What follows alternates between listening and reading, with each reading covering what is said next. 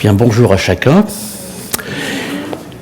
Vous avez entendu un certain nombre de prédications sur l'évangile de Marc dans les semaines et mois passés. Et aujourd'hui, on va basculer dans l'Ancien Testament au niveau du livre de l'Exode. L'Exode, c'est le deuxième livre de la Bible, après le livre de la Genèse. Vous le savez certainement. Et il fait partie de ce que l'on appelle le Pentateuque, ce recueil de 5 premiers livres, des 5 premiers livres de la Bible, dont la rédaction est attribuée à Moïse. Pentateuque, pour ceux qui sont, vous savez tous que Penta, ça vient de 5.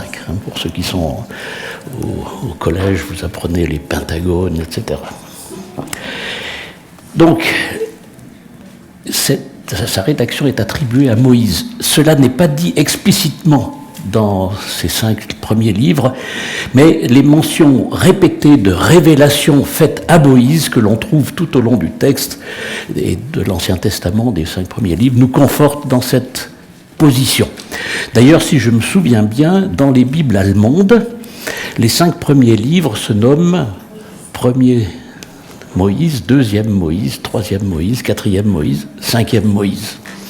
J'ai une vieille Bible à la maison allemande, vous pourrez venir vérifier. Et il me semble raisonnable, avant d'aborder ce texte de l'Exode, de donner d'abord un aperçu du premier livre du Pentateuque, de la Genèse. Le livre de la Genèse, comme son nom l'indique, c'est le livre des commencements. Genèse, commencement, ça va de soi. Il ne se limite pas à décrire la création des cieux et de la terre, des végétaux, des animaux, de l'homme, mais il rapporte aussi les origines des institutions humaines, des relations entre les individus. Pas toujours facile, les relations entre les individus. L'inspiration de la Genèse ainsi que la nature divine de sa révélation sont attestées pour nous chrétiens par le témoignage direct de Jésus. Jésus lui-même, dans plusieurs passages des évangiles, mentionne le côté divin de l'Ancien Testament et du livre de la Genèse. Par exemple, en Matthieu 19, versets 4 à 6, « N'avez-vous pas lu dans les Écritures qu'au commencement, le Créateur a créé l'être humain, homme et femme ?» C'est Jésus lui-même qui atteste la divinité de Dieu dans l'Ancien Testament, dans la création. La Genèse relate bien sûr la création, c'est ce qui est le plus connu, mais aussi l'histoire de la famille d'Adam avec la chute, l'histoire de la famille de Noé, l'histoire de la famille d'Abraham, d'Ismaël, d'Isaac, d'Ésaü, de Jacob et enfin de Joseph. Plus particulièrement la fin de la vie de Joseph, et nous aurons l'occasion un peu plus tard d'y revenir sur la fin de vie de Joseph. Et j'encourage, dans les jours et les semaines qui viennent, je vous encourage à lire, relire ces textes que l'on ne lit pas forcément très facilement, mais c'est très intéressant. C'est très intéressant de redécouvrir toute cette chronologie et toute cette institution du Pentateuque. Le livre de l'Exode, quant à lui, se compose de 3 parties principales. Et là, ce que je vais dire, c'est, vous trouvez ça dans les commentaires de la Bible du Semeur. La première partie, donc, fait le récit de la libération des Israélites. La fin du livre de la Genèse traite de la fin de vie de Jacob et de Joseph en Égypte. C'est là-dessus que se termine la Genèse. La descendance de Jacob s'était repliée sur l'Égypte en raison de la famine qui sévissait dans le pays de Canaan. Il n'y a aucune relation avec les événements actuels dans ce que je vais dire, que les choses soient claires. Le début du livre de l'Exode présente d'abord la situation d'oppression infligée aux Israélites en Égypte. Elle relate la naissance de Moïse, le début de sa vie, de sa vocation, et il s'est écoulé plus de 400 ans entre Joseph, donc la fin du livre de la Genèse, et l'arrivée de Moïse. 430 ans même, je crois. Donc c'est pas immédiat, cette transition. Et Il s'ensuit ensuite, toujours dans le livre de l'Exode, donc des premiers chapitres, donc les 10 plaies infligées par l'Éternel à l'Égypte, les plaies qui frappent de plus en plus durement le pays et qui culminent avec la mort des premiers-nés des Égyptiens. C'est les chapitres 5 à 13 du livre de l'Exode.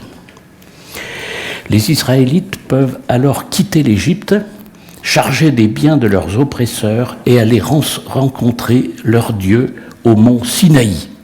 Vous avez entendu parler du mont Sinaï, donc à côté de l'Égypte et au sud d'Israël. Le Pharaon, qui avait finalement donné son accord pour le départ des Israélites, se ravise et il lance ses chars à leur poursuite. L'Éternel ouvre alors un passage dans la mer des roseaux pour que son peuple puisse le traverser et il engloutit les armées égyptiennes qui poursuivaient le peuple d'Israël. C'est les chapitres 12 à 15 du livre de l'Exode. Et le récit se poursuit en retraçant le parcours des Israélites jusqu'au mont Sinaï, parcours émaillé de divers épisodes, en particulier celui relatif au don de la manne. Vous savez que le peuple a été nourri avec de la manne dans le désert, et puis aussi avec l'épisode du jaillissement de l'eau d'un rocher pour abreuver le peuple. La deuxième partie, la partie centrale du livre de l'Exode, constitue donc le cœur du livre. Elle relate la conclusion de l'alliance au mont Sinaï, chapitres 19 à 24.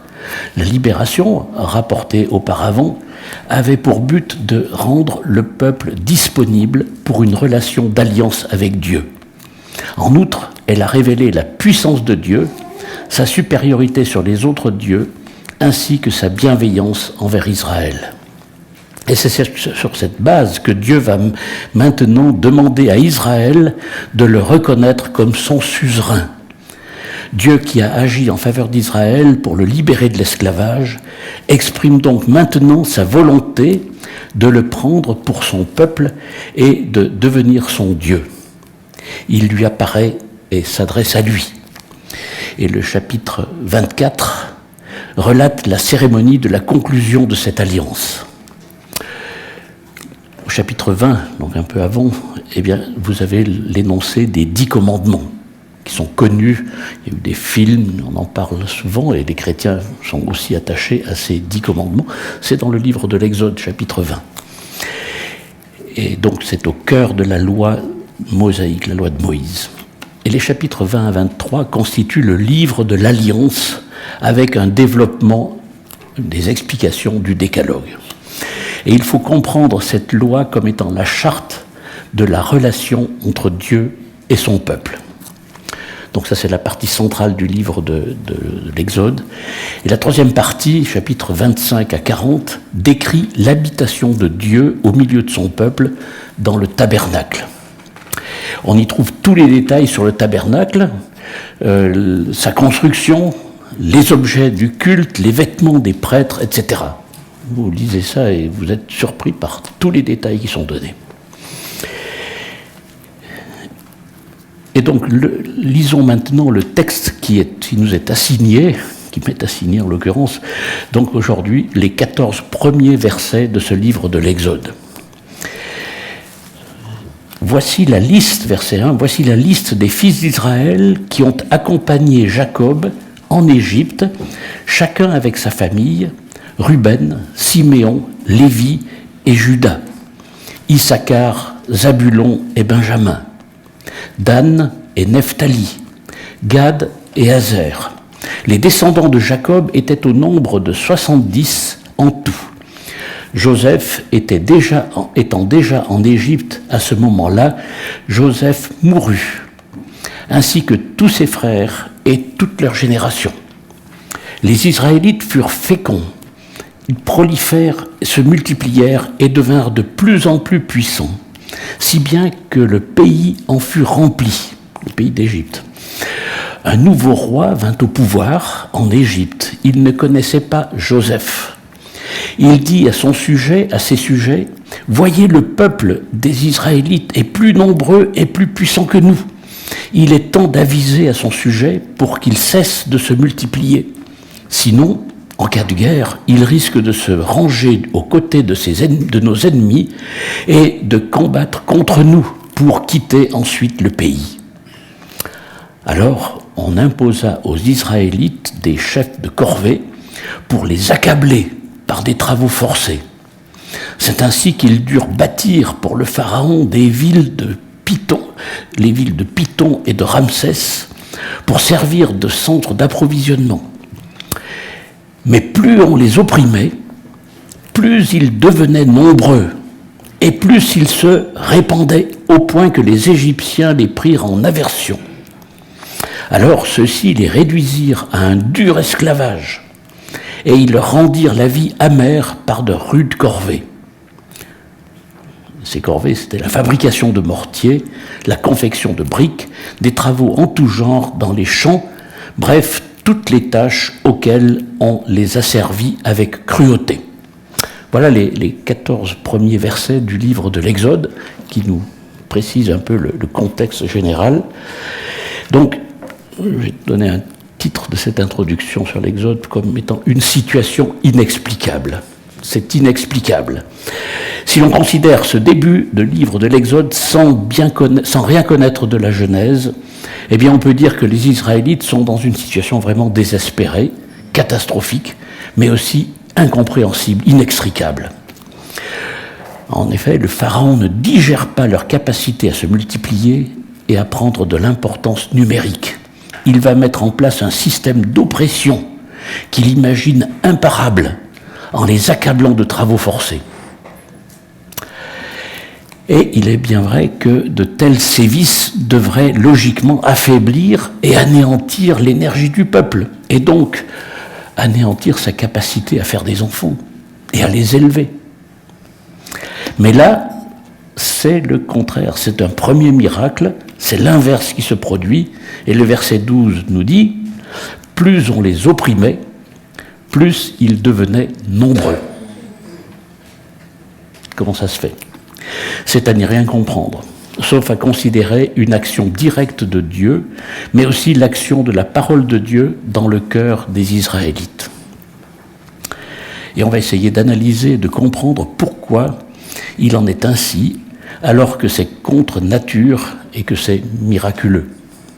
Et je pense que le fondement de ce miracle, de cette réaction contre nature du peuple, repose bien sûr sur l'accompagnement de Dieu. On sait que c'est évident, mais aussi sur la foi du peuple dans les promesses de Dieu données dans le livre de la Genèse.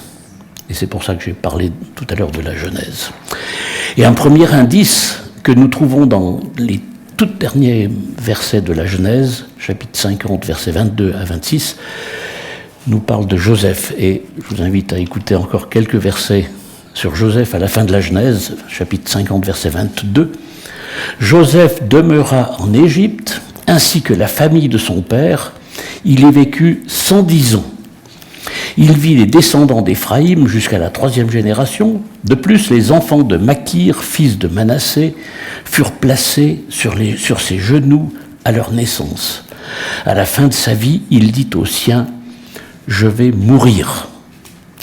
Mais Dieu ne manquera pas d'intervenir en votre faveur et vous fera remonter de ce pays vers celui qu'il a promis par serment à Abraham, à Isaac et à Jacob. » Puis Joseph fit prêter serment aux Israélites en leur disant « Lorsque Dieu interviendra pour vous, vous emporterez d'ici mes ossements. » Et Joseph mourut à l'âge de 110 ans. On l'embauma et on le déposa dans un sarcophage en Égypte. Voilà les derniers versets de la Genèse, pratiquement. Et ce qui est frappant, c'est la foi et la confiance de Joseph dans les promesses de Dieu. Comme on vient de le lire, Joseph était convaincu que Dieu fera remonter son peuple dans le pays promis. Il fait même prêter serment à sa descendance d'emporter ses ossements lorsque Dieu interviendra. Il ne savait pas ni quand, ni comment, mais pour lui, c'était une certitude. Quelle foi pouvait-il manifester ainsi? Quelle foi? Foi d'ailleurs citée en exemple quand vous regardez dans le Nouveau Testament, dans l'Épître aux Hébreux, au chapitre 11, vous avez l'énumération d'actes de foi de je ne sais pas combien de personnes de l'Ancien Testament. Eh bien, pour Joseph, son acte de foi, c'est d'avoir cru précisément que le peuple remonterait en territoire de Canaan, en Israël, et que ces ossements pourraient remonter quand le peuple remonterait. Et pour Joseph, pas le moindre doute, Dieu ne va pas laisser éternellement le peuple juif en Égypte, et il interviendra, et comme je l'ai dit tout à l'heure, il est intervenu 430 ans plus tard. La foi de Joseph portait sur des événements à venir dans 400 ans. Ce n'était pas pour l'après-midi ou le lendemain. Non, 400 ans. Il y croyait. Et il a été honoré. Dieu a accompli ses promesses. Mais d'où vient cette foi de Joseph? D'où vient cette foi de Joseph? C'est impressionnant de voir une telle foi. Mais d'où vient-elle? Et comment cette foi engendre-t-elle une réaction miraculeuse au sein du peuple, au point de lui donner de l'espoir, même s'il a dû attendre 400 ans, hein. Mais voilà, cette foi a permis que le peuple garde espoir et finalement réagisse à l'envers de ce que le pharaon attendait, c'est-à-dire l'anéantissement du peuple. Là, le peuple a continué à progresser. Miraculeux. D'où vient la foi de Joseph? C'est un premier point important qu'il faut voir. D'où vient la foi de Joseph? La foi de Joseph, comme celle de tout croyant, vient de ce que Joseph a entendu. Mais elle vient aussi de ce qu'il a vu de ses propres yeux. Et cela recoupe tout à fait ce que l'apôtre Paul et l'apôtre Jacques nous enseignent dans le Nouveau Testament. Je vais encore vous lire quelques versets pour étayer mon propos. La foi n'est pas innée selon Paul. Ça ne vient pas comme ça. En Romains 10, 17, elle vient de ce que l'on entend, et on entend par une parole de Christ. C'est des versets qui sont très connus, mais qui s'appliquent rétrospectivement à Joseph. Et la Bible du Semeur dit d'ailleurs que la foi, elle naît. Elle naît. Elle ne vient pas comme ça, mais elle naît, je dirais, petit à petit dans le cœur de ce que l'on entend. Et l'apôtre Jacques, lui, développe un demi-chapitre, chapitre 2, versets 14 à 26, sur la foi, et il précise « Mes frères et sœurs, à quoi servirait-il à quelqu'un de dire qu'il a la foi s'il ne le démontre pas par ses actes ?» Une telle foi peut-elle le sauver? Tu crois qu'il y a un seul Dieu? Tu fais bien. Les démons aussi le croient, et ils tremblent. Veux-tu reconnaître, l'homme sans intelligence, que la foi sans les œuvres est morte, ne sert à rien? Notre ancêtre Abraham n'a-t-il pas été considéré comme juste sur la base de ses actes lorsqu'il a offert son fils Isaac sur l'autel? Tu vois bien que sa foi agissait avec ses œuvres, et que par les œuvres de la foi, sa foi a été menée à la perfection. Il en est ainsi de la foi, si elle n'a pas les œuvres, elle est morte en elle-même. Ça, vous le savez, c'est des textes qui sont très connus, mais qu'il est bon de se rappeler. Donc la foi de Joseph vient de ce qu'il a entendu et vu au sein de son peuple, au sein de sa famille, par ses parents, ses grands-parents, etc. Il a entendu de ses oreilles et par la bouche de son père tout ce qui s'est passé avec Abraham. Avec Isaac, lorsqu'Abraham était prêt à sacrifier son fils sur un autel. Vous connaissez ce texte qui est troublant, mais c'était la foi d'Abraham qui était là-dessous. Il a aussi entendu les méfaits de ses ancêtres qui, comme chacun de nous, n'étaient pas parfaits. Il savait que Abraham et toute sa descendance, c'était des pécheurs. Ils ont fait des choses qui n'étaient pas toujours au top, comme on dit. Hein. Mais il voyait leur foi, il entendait parler de leur foi, et ça rentrait dans son cœur. Et la Genèse est claire sur les désobéissances ou sur les travers d'Abraham, d'Isaac, de Jacob, Joseph. Ce n'est pas leur sainteté qui les rend honorables et dignes d'être des exemples, c'est leur foi. Comme mentionné en Hébreux 11 d'ailleurs, ce que je disais tout à l'heure, tout un chapitre qui nous relate des actes de foi très précis et exemplaires. Joseph a bénéficié de l'amour de son père, nous dit la Genèse, chapitre 37, verset 3. Ça aussi, ça compte. La foi se transmet par son père, peut-être dans le cas précis, au travers de son amour pour lui. Mais il a aussi subi, Joseph. Il a encaissé, on pourrait dire aujourd'hui, les fruits de la désobéissance de ses frères, puisqu'il a été vendu par ses frères. Ce n'était pas glorieux. Mais malgré cela, sa foi est restée ferme. Il a aussi bénéficié de la présence de Dieu en lui. Et d'ailleurs, toujours dans le livre de la Genèse, chapitre 39, verset 2, on dit par ces mots, « L'Éternel fut avec Joseph ». Qu'est-ce que ça veut dire ? Fut avec Joseph. Oui, l'Éternel était en lui. Voilà. Et avec cela, il préparait, il faisait prospérer tout ce qu'il entreprenait. Vous savez que Joseph a été au service de l'empereur d'Égypte, et il a fait prospérer énormément les richesses de l'Égypte. Joseph, un juif. Et voilà. Et il a été béni par Dieu, malgré le fait d'avoir été vendu par ses frères, etc. Mais il avait au fond de lui la présence de Dieu. Il avait cette foi en Dieu qu'il avait vue, malgré leurs péchés, dans ses ancêtres. Comment la foi, deuxième point, comment la foi s'est-elle transmise au peuple ? Alors, elle s'est transmise par le témoignage oral. Les gens n'avaient pas ni Internet, etc. L'imprimerie, sauf erreur, n'existait pas encore. Et donc, c'était l'oral qui marchait le plus, même s'il y avait quand même quelques écrits. Et donc, les pères, parlant aux enfants, citant l'exemple des anciens, comme Abraham, comme Isaac, comme Jacob, et toute la lignée citée dans Hébreux 11, et par des actes aussi, des actes concrets, comme je l'ai déjà dit, et solennels, comme des injonctions à la descendance déjà invoquées. Promettez-moi de ramener mes os dans le pays d'Israël quand vous y retournerez. N'oubliez pas de prendre mes os pour les ramener, parce que c'est une réalité, ça viendra. Et cette transmission orale est clairement décrite comme un commandement à appliquer. Elle est décrite par des textes fondateurs que je vais vous citer, même si ces textes ont été écrits après la mort de Joseph. Alors écoutez bien. Tu aimeras, Deutéronome 6, versets 5 à 9. Tu aimeras l'Éternel ton Dieu de tout ton cœur, de toute ton âme et de toute ta force. Ça, vous connaissez.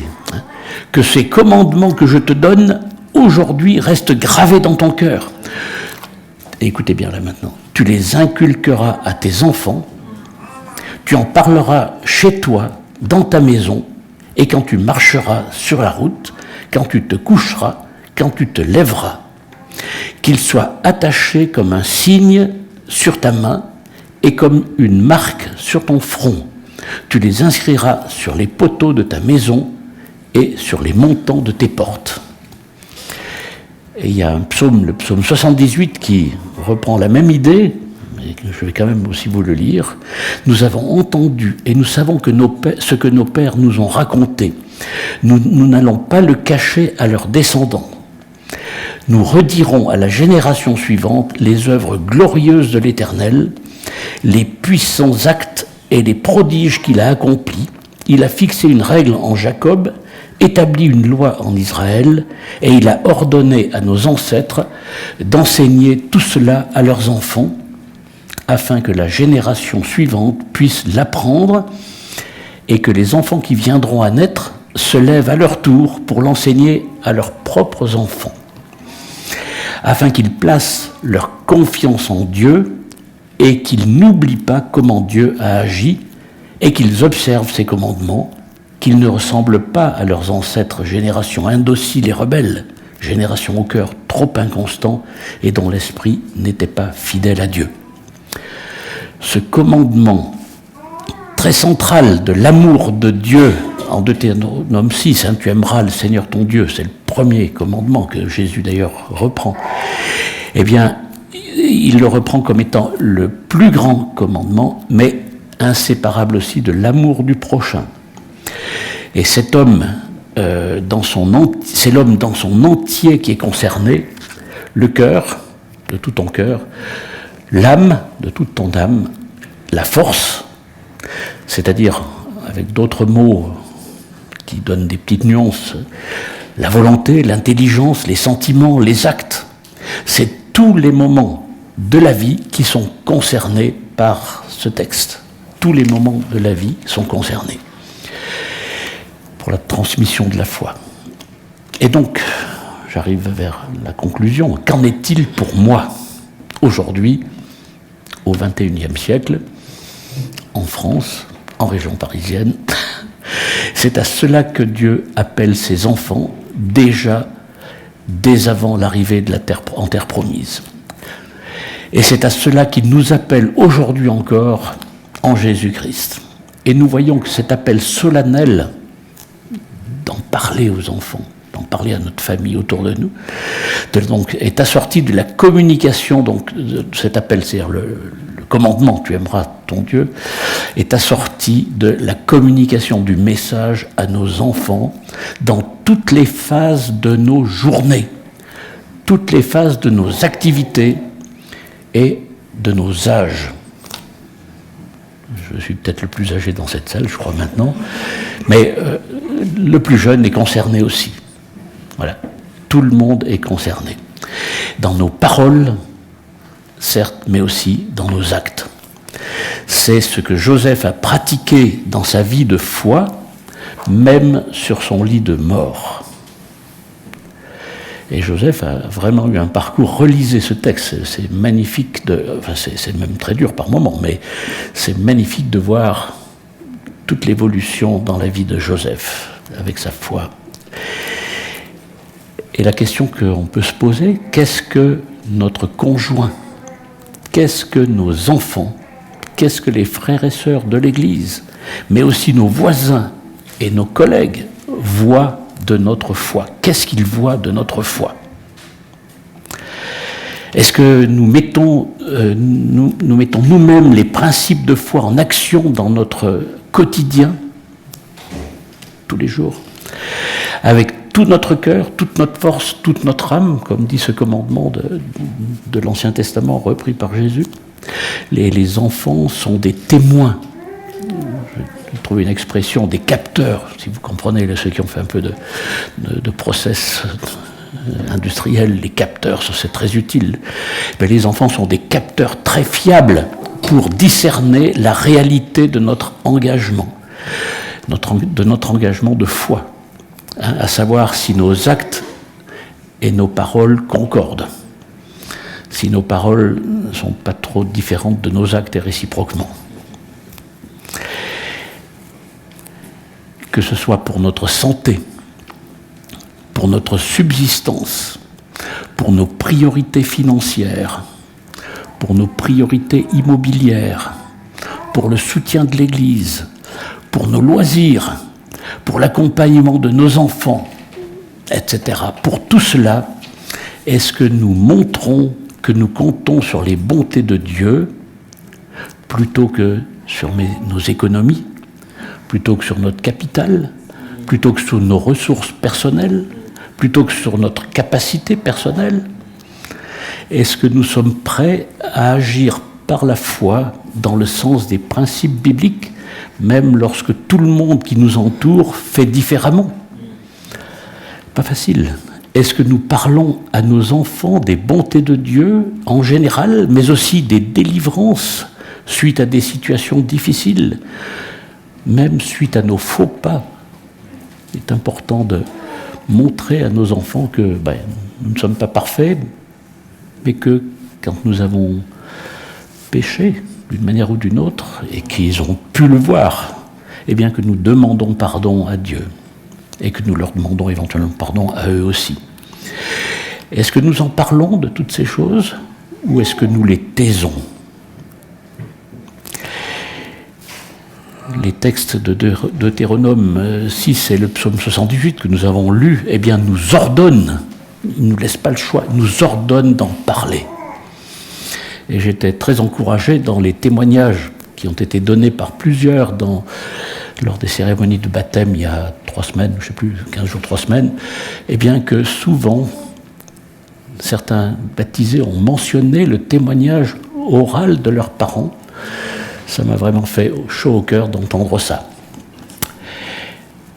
Avons-nous aussi des moments de partage réguliers à ce sujet au sein de notre famille ? Je suis le premier à savoir que ça n'est pas facile, mais je vous encourage à trouver un temps régulier de partage pour les parents, donc avec vos enfants, avec votre conjoint, pour vous encourager dans cette démarche de foi. Donc, bon courage à chacun dans le sens de ces textes. Je vais prier. Seigneur, on veut vraiment te louer et te bénir parce que tu nous montres dans ta parole ces exemples magnifiques de tes délivrances, aussi des exemples de foi qui t'ont honoré. Et Seigneur, cela nous encourage dans notre vie quotidienne à rester fermement ancrés sur ta parole, sur tes promesses, même au travers des difficultés. Comme les Israélites en Égypte, Seigneur, ils ont dû faire face à des oppressions, et ça peut nous arriver aussi. Mais Seigneur, tes promesses peuvent nous aider et nous aident à passer au-dessus et à progresser avec toi. Que tu nous aides durant cette semaine à marcher dans la foi et à témoigner de notre foi aussi par des actes. Bénis chacun de nous dans l'application de ta parole pour ta gloire. Au nom de Jésus. Amen.